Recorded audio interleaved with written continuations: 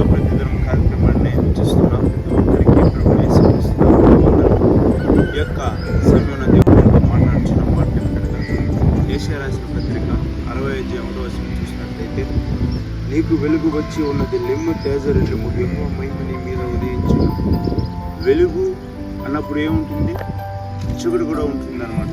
ఆ యొక్క చీకటి అనేది చూసినట్లయితే లోకము, అదేవిధంగా పాపానికి సాదృశ్యం ఉంటుంది అనమాట. ఎంతోమంది చూసినట్లయితే పాపంలో ఉంటారనమాట. ఎంతోమంది లోకంలో చూసినట్లయితే లోకంలో ఉంటున్న ధనభోగములను, అదేవిధంగా సుఖభోగములను, అదేవిధంగా చెడు అలవాట్లకి, అదేవిధంగా పాపానికి బందీగా ఉంటున్నారు అనమాట. ఇక్కడ చూసినట్లయితే ఎంతోమంది చీకటిలో ఉంటున్నారు. మీకు వెలుగు వచ్చి ఉన్నది, మీరు వెలుగులోనికి రండని దేవుడి యొక్క రోజున దేవుడు మనతో మాట్లాడుచున్నారు అనమాట.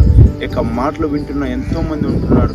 ఈ యొక్క మాటలు ఏదో వింటున్నామని కాకుండా అనుకోకుండా, ఈ యొక్క నిమిత్తం ఈ యొక్క మాటలు దేవుడు మనతో మాట్లాడి ఉన్నాడని మనమేమైనా పరీక్షించుకోవాలి.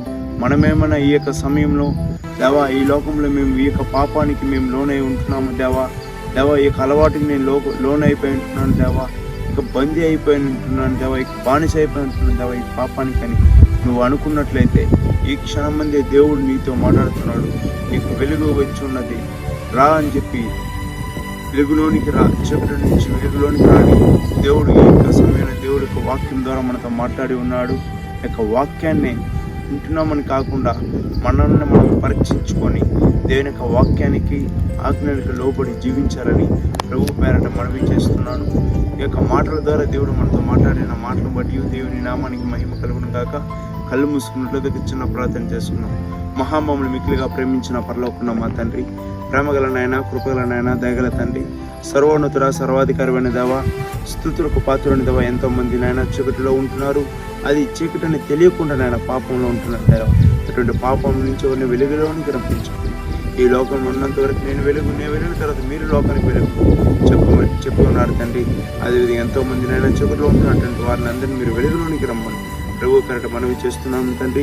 అదేవిధంగా దేవా, మీరు మాతో మాట్లాడిన మాటను బట్టి, అదేవిధంగా మమ్మల్ని మేము పరీక్షించుకొని, ఇక వీడియోని చూస్తున్న ప్రతి ఒక్కరిని పరీక్షించుకోమని, హృదయానుసారం పరీక్షించుకున్నట్టు కృపను దయచేయమని మీ కుమారుడు మా రక్షకుడు క్రీస్తు యేసు మన నామములో అడిగి వేడుకుంటున్నాం తండ్రి. ఆమేన్. ఈ వీడియోని చూస్తున్న ప్రతి ఒక్కరికి ప్రభువు యేసు క్రీస్తు నామములో గాడ్ బ్లెస్ యూ.